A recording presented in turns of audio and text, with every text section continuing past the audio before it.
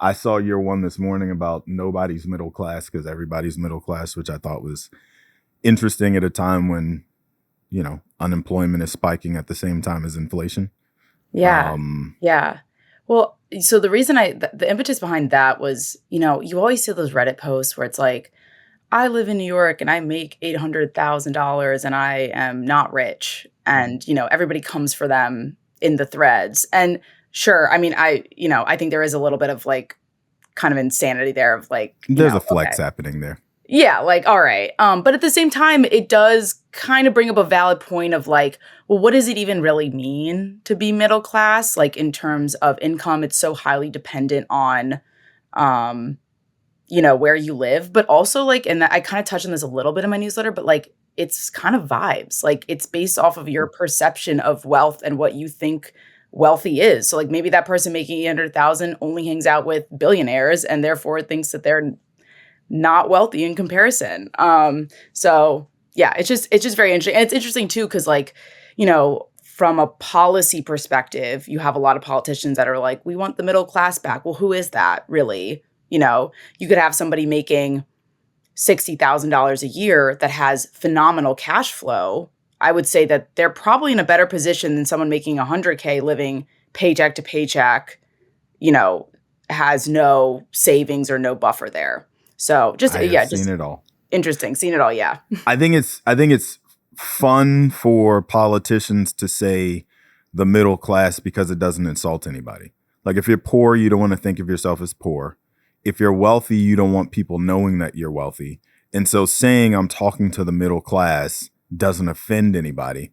When in reality, politicians do mean, I want those of you who can write a check for $100,000 or more to support my campaign to do well so that you can support me in the next cycle.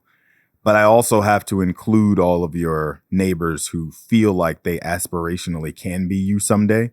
And so I'm just going to say middle class, but wink, wink, you know who I'm talking to. Well, two things. One, I think people who are wealthy, I've heard you can always go backward in terms of like economic association. Like Jensen Huang can always remember being a server at Denny's, but a server at Denny's can't really imagine being Jensen Huang. So it works that way as well. And I think the definition of middle class will need to change. It's not based on income necessarily. It's based on emergency fund and ability to handle like emergency fund and insurance, I would say, is how you would better define if someone's in the middle class. I think what you just said used to be true, but Donald Trump has proven that a alleged billionaire can actually make the poorest among us feel so much aspiration that they believe this person has their best interest at heart.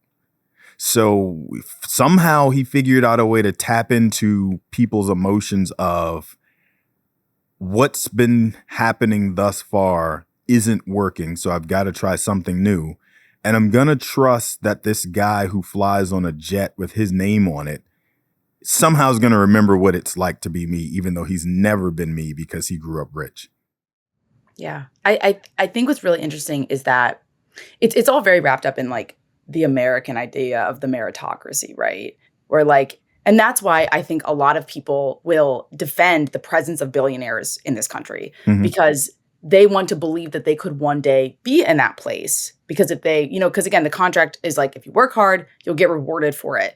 And so I actually think that's also why the middle class is a very sympathetic class because, again, it's like this idea of like, okay, if you're successful, that's due to you. If you're not successful, that's also due to you. So you don't hear a lot of talk about like lower income people because there's this, and I'm not saying this is true, obviously, but there's this implicit belief that like, well, if you're struggling financially, you got yourself in that position.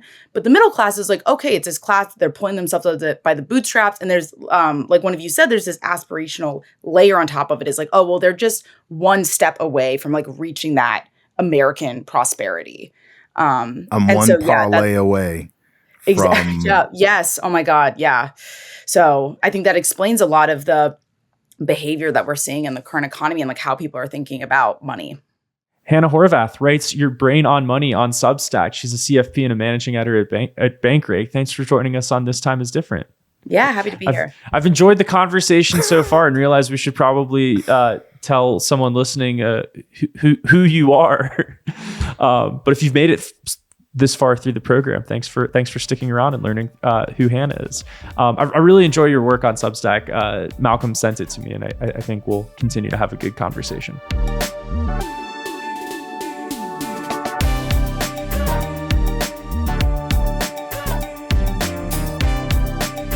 I think Hanna's a little bit more all in on the AI isn't a circular economy, snake eating its tail thing than you are, though. Which, Hanna, I just talked to Malcolm about it, so we'll have Malcolm give the case, maybe, which is that for the larger hyperscaler, Microsoft, Nvidia, going into Anthropic, maybe not as big of a deal as it is when CoreWeave is doing this in the smaller companies. But is this something you're worried about? Is this large amount of circular deal making among these AI companies? I think, yes. So just to give a little bit of context about the work that I do is I'm very focused on how these broader economic factors are influencing how people think about their own money and behave with their own money. And so I think the AI quote unquote bubble that we're seeing all these headlines about is very attached to this general feeling that a lot of people are having of this current economy is not working for me. And this feeling like, and I've written a lot about like the K-shaped recovery where the higher income people are doing quite well and the rest of, the country is really struggling financially because of inflation, cost of living crisis, affordability, et cetera. So again, I think this idea of like, okay, there are these people in these boardrooms that are doing these multi-billion-dollar deals, and it kind of just seems like they're passing around money to each other and they're all enriching themselves.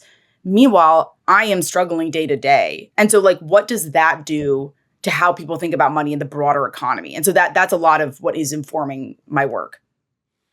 I think that's incredibly fair. I think with previous industrial revolutions, there have been middle-class jobs that come from that. But when a data center is built in a community, that doesn't necessarily increase jobs permanently. And that's also why you're seeing a lot of communities sort of fighting back saying, hey, why do we want Meta to build a giant data center in this city when it's going to suck up a lot of water? It might increase my electricity bill, and it's not going to create the number of jobs that perhaps a couple of Targets or Walmarts opening up here will. Definitely. I think so. I'm going to go super esoteric on this for 1 second. And I know this will never happen in this America, but I would love to see a world where AI actually does replace a lot of human work in a way that allows us to stop thinking and referring to ourselves as jobs. So when politicians talk about how many jobs this data center is going to bring to this town, or how many jobs this new plant that the president forced us to build in the United States is going to bring to this town, or Samsung building washing machines in your town now is going to be a great thing because of all the jobs.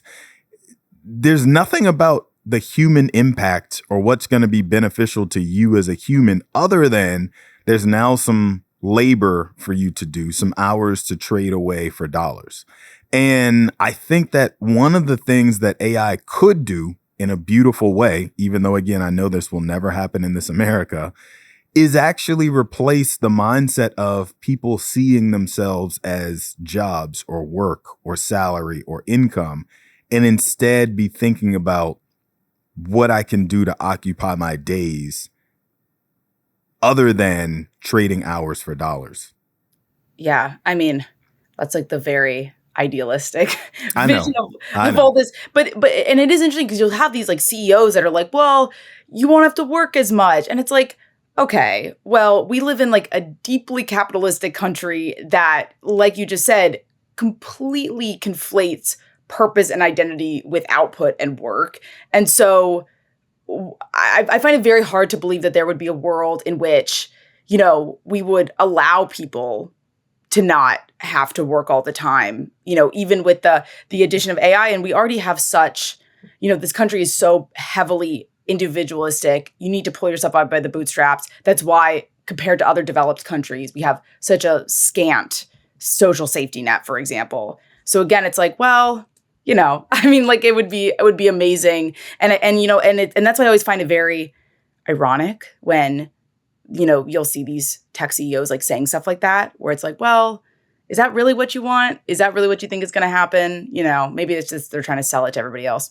So here's the quote from Elon Musk. Quote, "My prediction is that work will be optional. It'll be like playing sports or a video game or something like that. If you want to work, the same way you can go to the store and just buy some vegetables, or you can grow vegetables in your backyard. It's much harder to grow vegetables in your backyard. And some people still do it because they like growing vegetables." I don't know if that metaphor holds. I think I'm more in the Hanna camp that there's going to continue to be. I don't think AI can replace all work, and it makes the human work, like teaching, plumbing, physical things that are not going to be easily replicated by robotics and AI in the next 5, 10, 20 years, probably. I think it makes it even more important as all of this stuff comes into play. Yeah. And I'll also just add 2 things. One, it's like, okay, so like if work did become optional, are you going to feed people? Like, are we going to like where are people going to get kind of like their daily needs met? Well, this is where the universal basic income meets the Mamdani effect of we're going to have government-sponsored grocery stores and government-sponsored transportation and government-sponsored blah, blah, blah, blah, blah. So I think you have to marry those 2 things together because the AI came along and took our jobs, and now everybody's, So there has to be the penance for allowing AI to take all the good jobs is the government has to also step in and provide quality healthcare, transportation, universal basic income, all those things that will make a capitalist turn this podcast off and say, yeah, I've had enough. Yeah. And I mean, as far as we've seen, there's no market incentive to do that. So like in our country, it's typically when there's no market incentive to do something, it very rarely gets done, at least on a wide scale. So it kind of all remains to be seen. But I mean, I do think a big part of the current economy and like market is fear. And so I do think that, we can't predict the future, but I do think a lot of people's reactions are based on the headlines that are very much fear driven. And so I think that explains a lot of how people are reacting to things right now. So from an AI perspective, though, do you think from the reading, writing, and reporting that you've been doing specifically on that topic, and you talk a lot about younger people specifically, do you think that Gen Z views AI any differently as a cohort than older people? And when I say older, I mean like myself, I'm 38. When people like us who've been conditioned to think about work differently and think about our place in the work world differently than people maybe like sub 25, do you think that their approach and expectations and everything else around AI skews any differently? Yeah. So I think there's a couple of things happening. Gen Z is the first like digitally native generation. So I do think that they are using AI generally in much larger numbers than like other generations are. They're just adapting to these tools much faster, I would say, than like, Gen X boomers. However, I do think it is really fundamentally reshaping how they're thinking about career and work and purpose. And there's a bunch of different things happening. But essentially, your young people are going to school, they're getting these degrees, they're graduating, and they're watching how rapidly everything is changing. Like, these careers that they thought they were going to have is like obsolete or like becoming obsolete. And again, I think the younger generation specifically, I think really feels the nihilism around the American dream of like, this old script is no longer working. And so as I've written about in my newsletter a lot, there's a bunch of different responses that young people have had to this economic reality, which is one of them is like, I say entrepreneurship as salvation. So it's like the grind culture, the hustle culture, and all those like AI startups just embracing that change and trying to get an edge there. You also see it in people that are joining the casino economy and gambling, betting on like meme stocks, prediction markets, and just that sense of like, this is the only way to actually build wealth because working a 9 to 5 is not going to get me there. And then the third thing is really just like nihilism and apathy. And it's like, what's the point of doing anything? What's the point of saving for anything when the world is going to be like, just, we don't even know what's going to happen tomorrow. And all of that is having a very tangible impact on the economy. And I would argue not probably in the most positive way. And so I think it's important to like understand like, yes, this is a somewhat rational response by young people to the current environment that they're in. So, and using that to understand like what direction the economy is going to be headed in the next few years. I think this started a while ago too. I think this isn't a new phenomenon. I think those working in a corporate job may have had this feeling. You graduate from college, you feel idealistic, you're ready to go into a corporation, you're going to make change by working hard, you're going to build financial independence for yourself. And then you're there for a year or two, and then you talk to your coworkers and you realize, wait a second, if I do really well, maybe I'm going to get a 3 to 5% raise per year. Am I going to ever be able to afford a house? And then your mindset changes to, maybe apathy, where you're thinking, okay, well, if that's the case, how does this deal change? I'm not getting a pension. I get a 401k.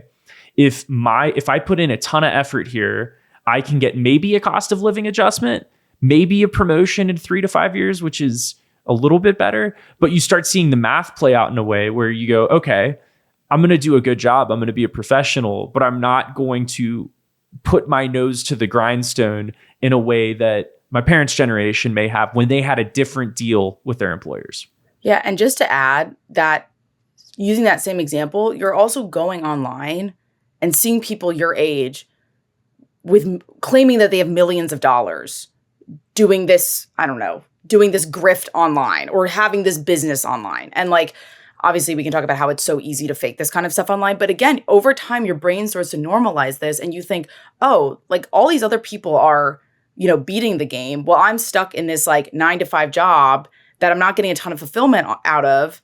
And again, I think that's like we see that response really play out in how a lot of young people are thinking about career. You know what I'm seeing from the outside in that's helping to have that effect? And I'm glad that you mentioned it because I think anecdotally people might know that it exists, but I have tangible evidence seeing it where I sit on a daily basis, talking to people in their 70s and 80s that are actually transitioning this wealth to their next generation.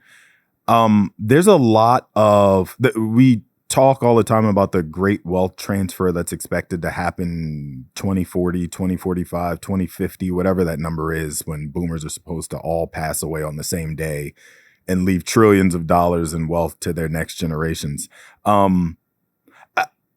I'm seeing a lot of living inheritances happening now, which is great in the sense that you're helping. This is something I encourage clients in that cohort to do. Give the money to your people now when it'll actually have the most impact, right? If I'm 25 years old, 35 years old, trying to start my life, giving me $50,000, $100,000 toward buying my first house now will have a massive impact on my life compared to me inheriting that money when I'm 50 or 60. And, at that point, if I haven't bought a house, I've probably decided I don't want to. So those are the kinds of things that are happening. And that's what's getting misrepresented online a lot of times. So people who are doing the flexing that you're talking about are doing it with mom and dad's money. Nothing wrong with that, right? Like that is what generational wealth, when we use that term, is supposed to actually mean and be and feel like. However, it's just being misrepresented. And that's what's helping to convince people that they aren't hustling hard enough, when in reality, they were just born to the wrong family or at the wrong time. And that's their biggest sin, is not being born to parents who are well enough off to hand them that kind of cash on a monthly basis to subsidize their lifestyle. And I always say that wealth is relative. Like, there's no one true definition of like what is wealthy. So if you are, a millionaire hanging out with billionaires, like you're not going to feel wealthy. And so I think, our reference group of what we're seeing as wealth is so vastly expanded because of social media and the internet. And so it's so easy for us to get a very distorted perception of how much money somebody should have in order to live like a quote unquote good life. Like, I'm not saying this isn't impossible for people, but statistically, becoming a multi-millionaire, it's not, there's a reason why it's like the top 1%. That's mean there's 99 other people that are not going to get there. And I'm not saying you can't have a good financial life not being a multi-millionaire, but it's just being more realistic with yourself and understanding like, oh no, this is not the norm, You can have a really good life not being a multi-millionaire. You wouldn't say it, I'll say it. Because I'd say that in all seriousness, because I meet people on a regular basis. We have clients that have $5-10 million, even sometimes more, saved and still feel like they don't have enough. And these are people that don't and won't spend a dime because they've convinced themselves that they have to amass this giant pot of money to feel like they've won the game, or to feel the safety that comes along with having that kind of net worth. And two things. One, it sucks because you miss out on a lot of life by hoarding capital that way. And what I mean by that is not that you shouldn't have millions of dollars, but I mean that, to me, money is meant to be used as a tool to help improve our overall quality of life. To me, that's what I want money for.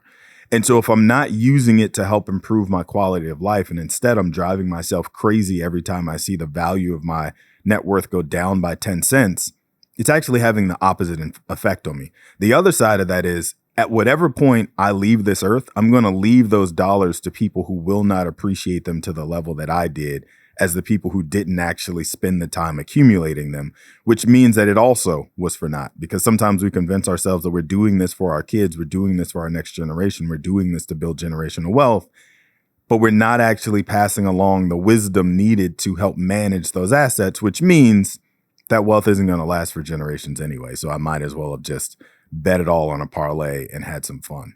Yeah. In my newsletter, I read a lot about like how we perceive earned versus inherited wealth. And we perceive it quite differently. Like you just said, there's a very tangible difference between like a dollar that you worked hard for versus a dollar that someone just gave you. And so that all shapes how people decide to spend it and save it, etc. And I completely agree with any type of money behavior that is like deeply wrapped up in your sense of self is typically not that healthy. And so I think, if you take a movement like the FIRE movement, there's nothing inherently wrong with the FIRE movement. It prioritizes saving, building up your money for, more flexibility later in life. But what will sometimes happen with people that practice FIRE is saving becomes part of their identity. And so then it's very difficult for them to shift, because like when you're going from, accumulating to retirement, that's a big identity shift a lot of times. And so I think a lot of people struggle with that piece because they haven't built that like healthy relationship with money. And it's so tied up with how they perceive themselves that it's hard for them to kind of shift away from that. The phrase that I've seen that I always apply to this is, if you are insecure about money, more money is not going to change that. It's more of an education thing, an education that has to be had around money and also what drives your feelings on it. But people think that because they are insecure about money, they just need to accumulate more money, which couldn't be further from the truth. I completely agree. I mean, I even like with my own financial journey in my like early to mid 20s, if you don't know what you want money to do for you, if you don't know what you value, you're going to end up living someone else's life, or you're going to use your money to live someone else's life, or what other people value. And that will drive that discontentedness. And I completely agree that, so many people struggle with money anxiety and just feeling that sense of lack with money. And then they equate it to, I need more money, instead of, what am I actually spending my money on? Is it actually aligned with things that I care about? And, obviously there are situations where, yeah, maybe having more money would get you to that, the next level of life satisfaction. But a lot of times too, it is like you're just spending money on things that are just not improving your quality of life or making you feel content. I want to go to big story too, because I think we're seeing a massive shift in, I would say, politics, and this is the economy as well. I would say the last Trump election, the biggest issue was immigration. I think the biggest story now is affordability. And you write that affordability is the issue. Politicians who lose sight of that will lose. I think this is going to be very interesting because we have essentially two parties. One where they don't really have a lot to say about affordability, in my view. And then the second party, which is they have a lot of ideas of building brand new systems to address affordability, but many of those systems have been historically very ineffective.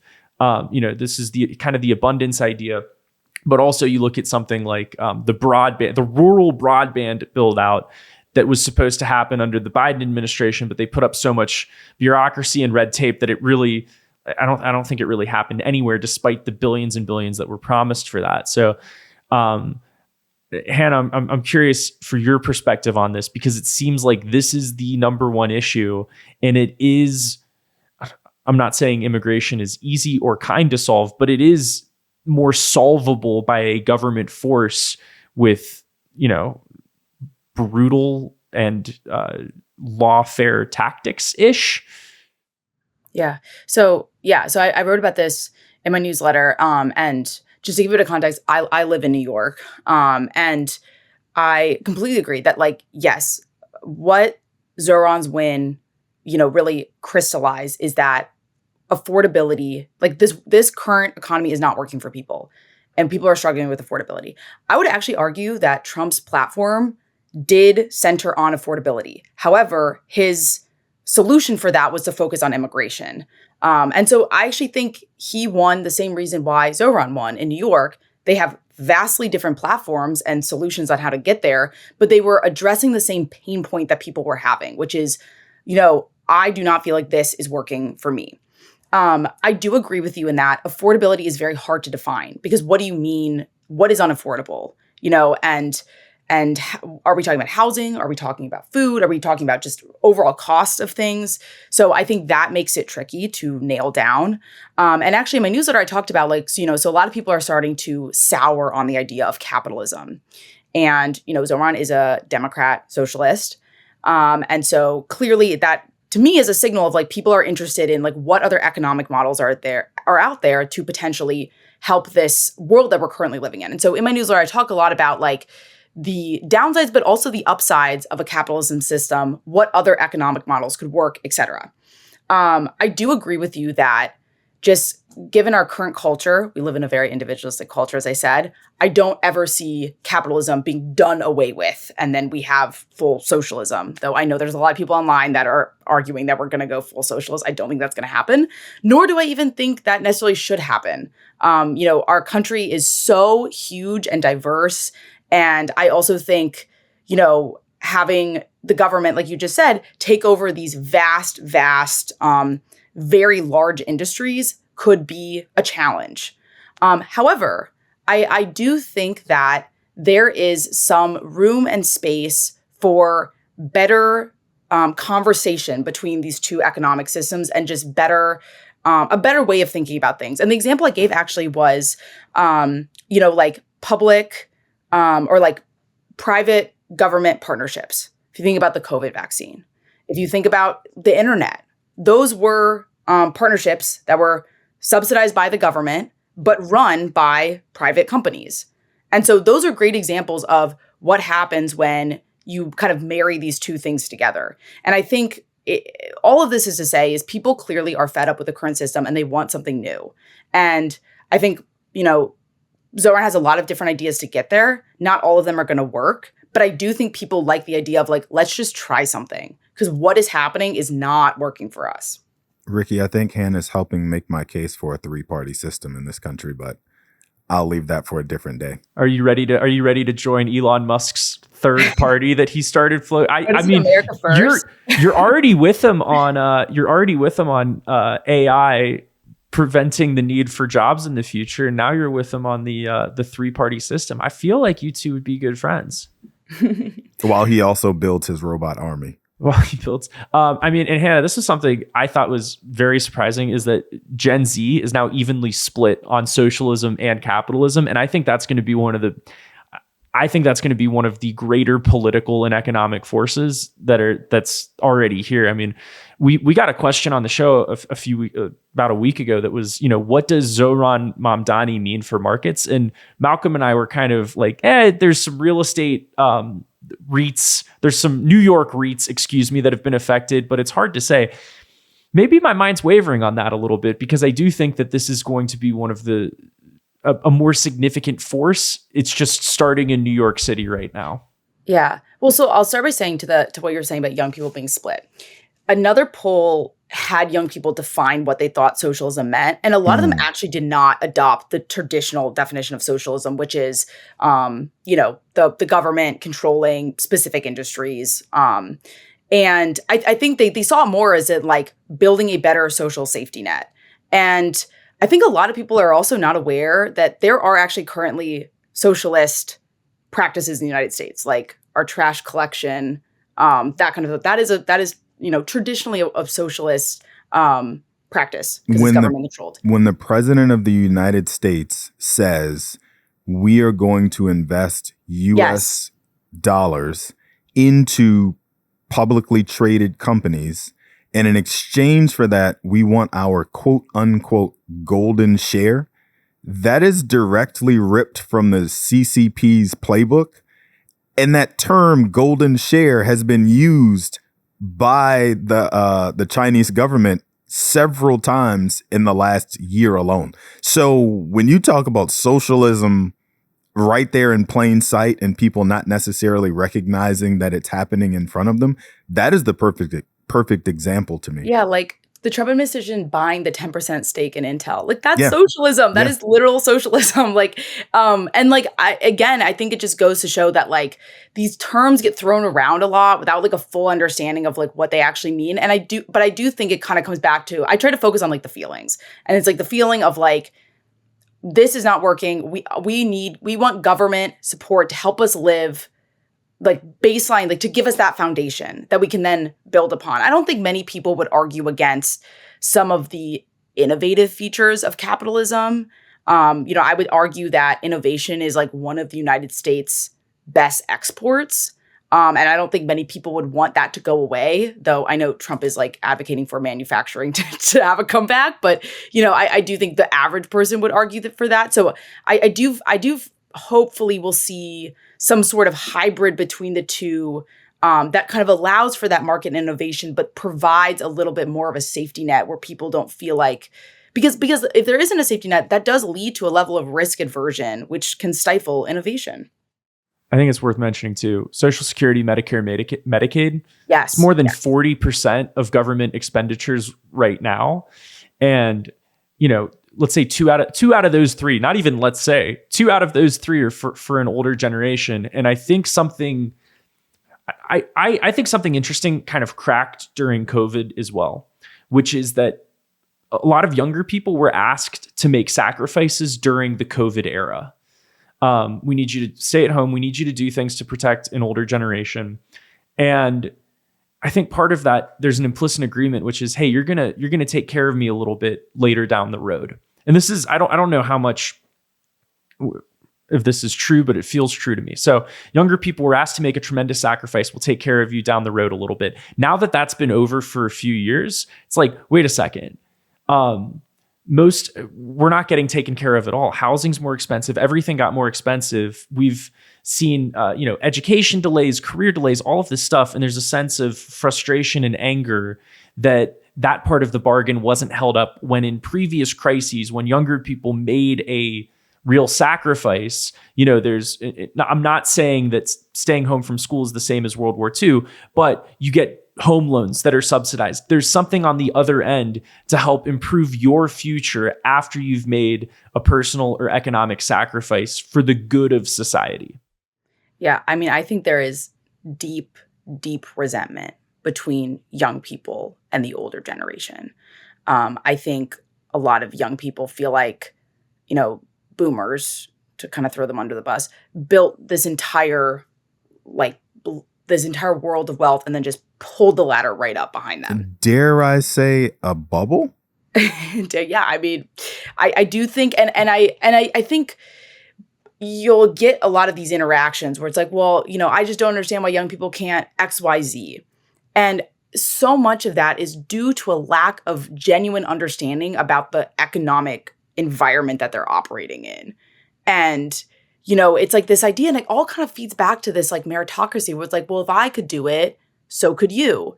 And so much of actually like my writing is very much like writing about how you have agency in your finances and like things you can do to build wealth, but also very much recognizing the structural forces around you. And I think that's lacking from a lot of, older people talking about the younger generation. It's this idea, like, it's almost like they're ignoring all of the structural factors and are like, why don't you just like work harder and then you can buy a house? And, and actually I was reading such an interesting article the other day that I mentioned in my newsletter this morning.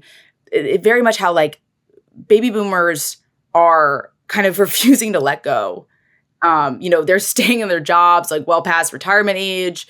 They're not leaving their homes. They're like locked into these amazing mortgages. They refuse to leave. So it's like leading to this like stagnation in the broader market where, when somebody doesn't like leave their home, for example, that, that kind of prevents people or like a younger person from buying that house, for example. So it's just like another small piece of this feeling that these kind of two groups have against each other. So then how do you, we've talked about the reasons with well-founded reason of why you would feel cynical and upset about your place in the economy. Hanna, you're a CFP. I know you talk to people about helping, build a more secure financial future. What do you do if you're feeling that way? You're in your late 20s, early 30s.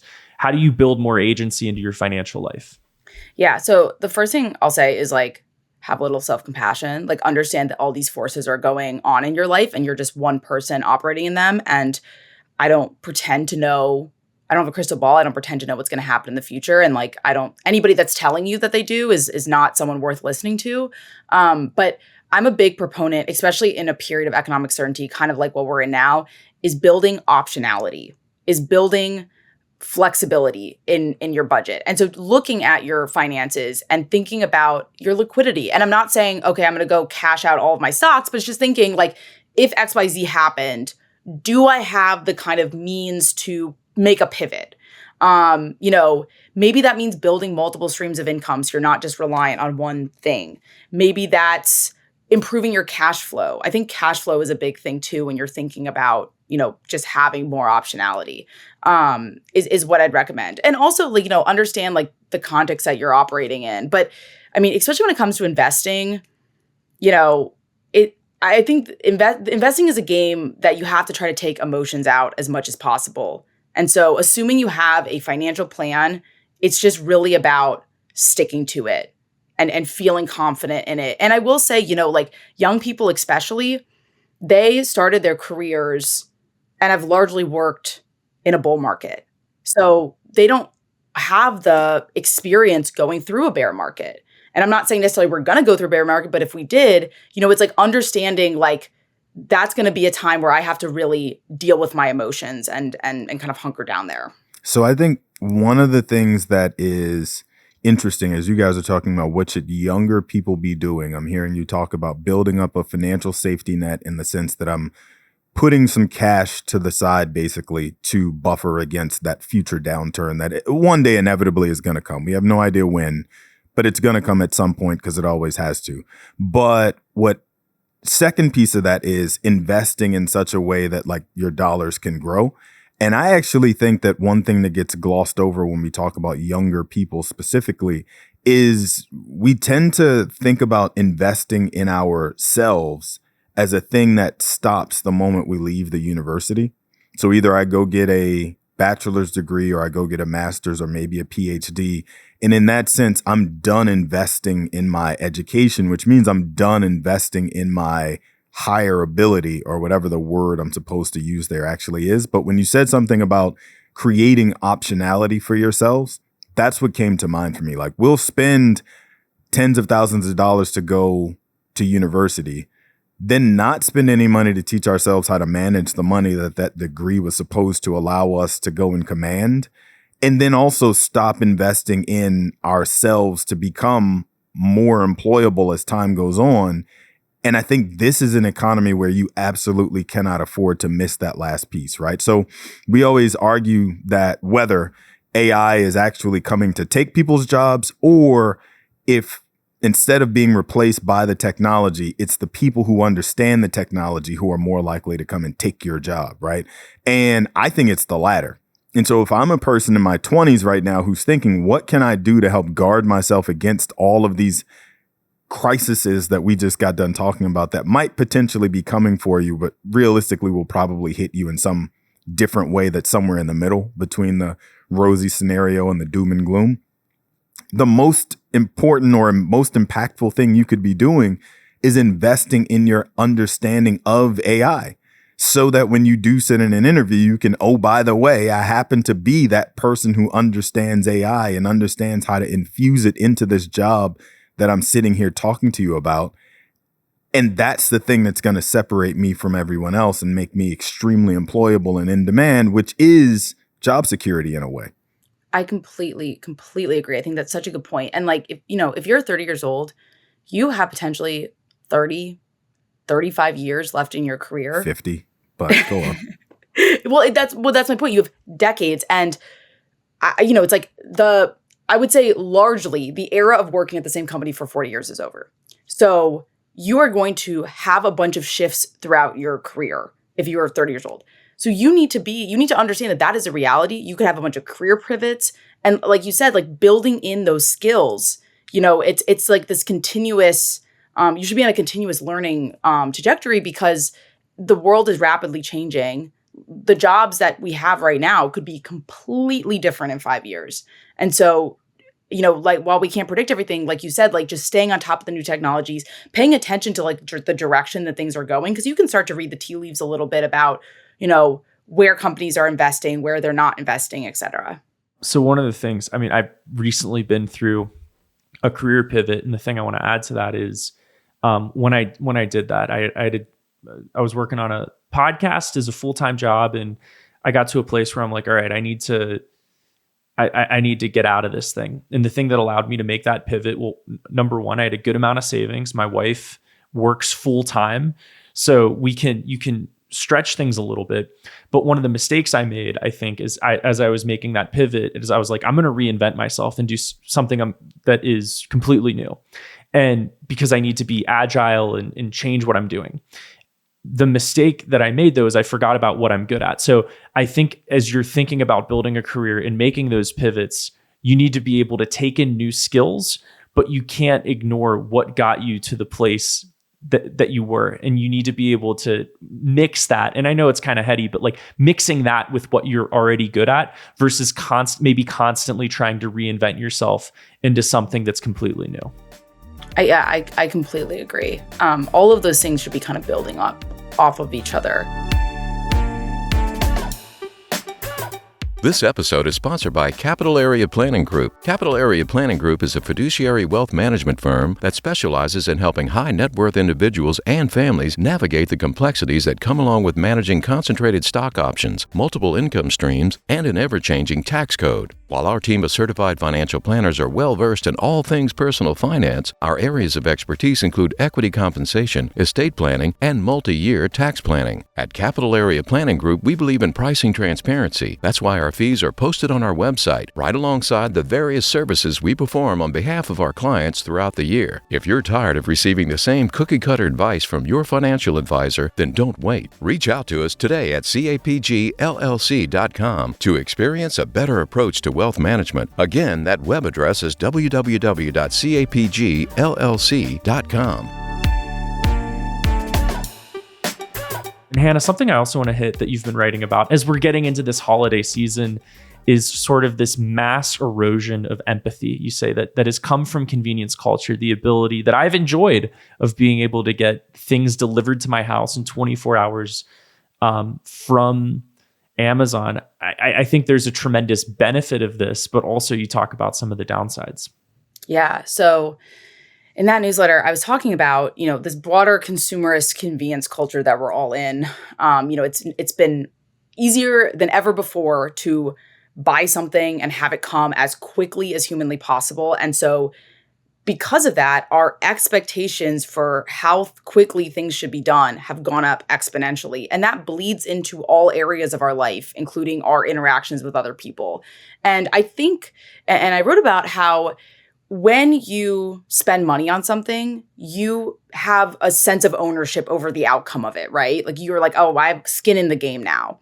And so again, like happiness is really the gap between your expectations and what actually happens. So if your expectations are not met, you typically will become unhappy. And I think people's threshold for expectations it's gone up exponentially. And so the kind of victims of all this tend to be service workers, and I think we have no shortage of videos online of people harassing service workers or just being very cruel to them when they don't get what they want exactly when they want it. I also used to be a service worker, and a huge thing I was struck by in my job is just how dehumanizing it is and how people really tend to see you as a means to get the thing that they paid for. So I think a lot of what I caution is like, do we need that thing to come in 24 hours? Like, do you need your Starbucks drink made in 30 seconds? Is there a possible way where you could take a step back and slow down and understand that like there are human beings often on the other ends of these things? And, I'm trying to think of the exact line I said in my newsletter. Something like, we've started to expect perfection from these like imperfect systems that are run by humans. And so just finding ways to lower your expectations a little bit and all of that. Well, this is why AI is coming for the jobs, because you want to not be perfect every time you make that super duper complicated drink at Starbucks, and the robot can do it with a smile. But I find it weird when service workers abuse service workers, right? Like one thing that I think is really interesting about like the restaurant community, for example, is I've learned that like servers, bartenders, hosts, whatever from restaurants that are geographically close to one another will go and hang out after their shift together, or they'll come eat at each other's restaurants or sit at the bar and have drinks. And so everybody like knows everybody as part of the quote unquote community.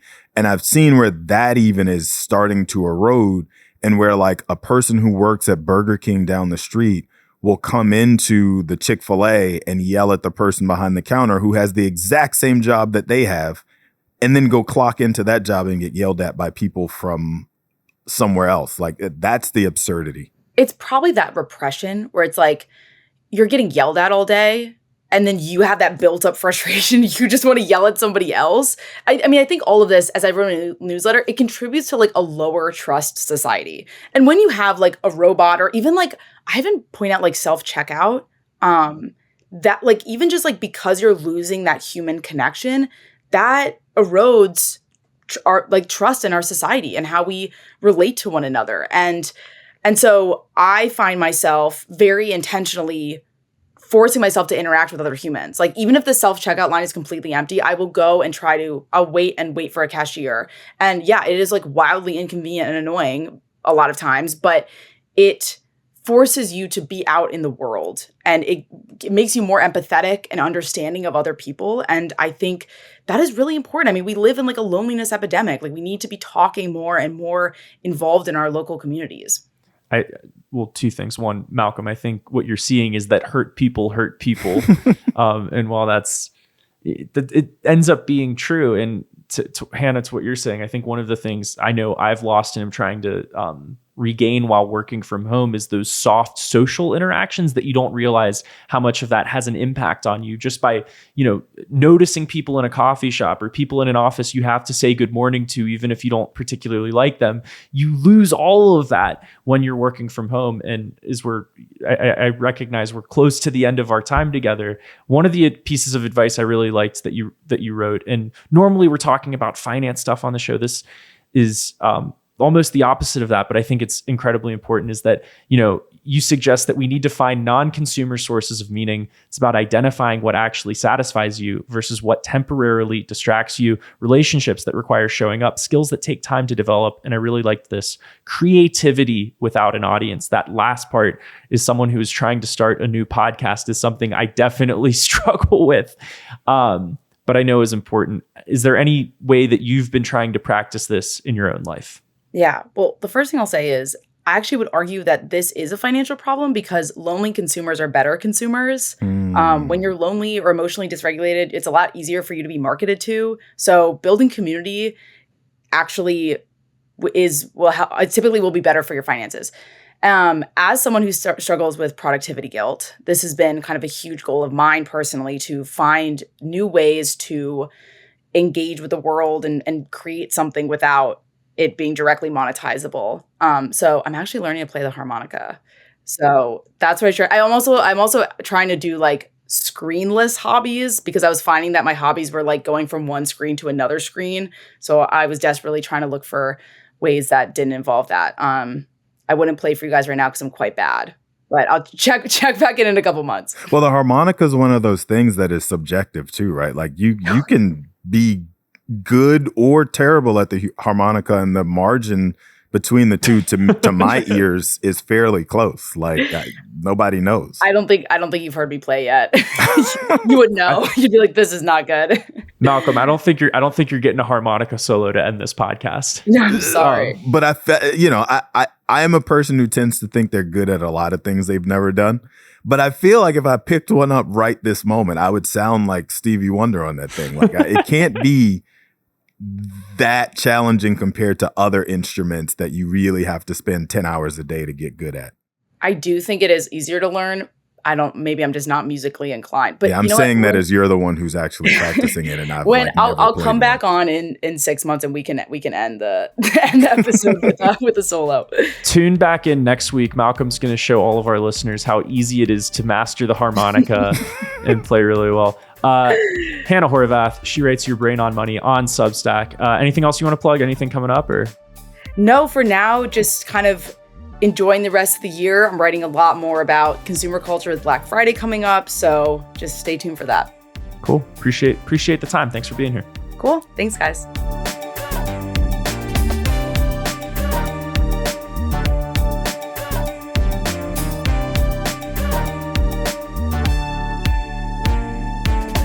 Information shared in this recording and by its guests represent the views and opinions of the guests and does not represent the views or opinions of the host. This content has been made available for informational and educational purposes only. This content is not, nor is it intended to be, a substitute for professional financial advice. It is always recommended that you seek the advice of your financial advisor or other qualified financial service provider with any questions you may have regarding your personal financial situation.